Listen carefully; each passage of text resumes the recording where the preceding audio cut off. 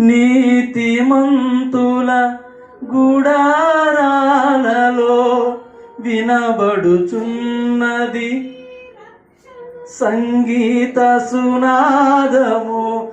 ఎవరు గృహాలలో సువార్త సంగీత సునాదాలు వినపడతాయో అక్కడ ఏముంది తెలుసా? నీ కృప నిత్యముండును, నీ కృప. ఎక్కడుంటాయి ఇవి? ఎవరి గృహాలలో ఎవరి దేహాలలో దేవుని గురించిన స్తుతి ఆరాధన ఉండిద్దో, దేవునికి లోబడే దేవునికి భయపడే మనసు ఉండిద్దో అక్కడ కృప అంట నిరంతరం ఉండిద్దంట. ఎలా ఉండిద్ది? నిరంతరం ఉండిద్ది. మరి మన గృహాల్లో నుంచి, మన దేహాల్లో నుంచి, మన హృదయాల్లో నుంచి బయటికి ఏమొస్తాయి? దేవుని గురించిన మాట పాట అవే వస్తున్నాయా? లేక దేవునికి వ్యతిరేకమైన ఇంకేమన్నా వస్తున్నాయా?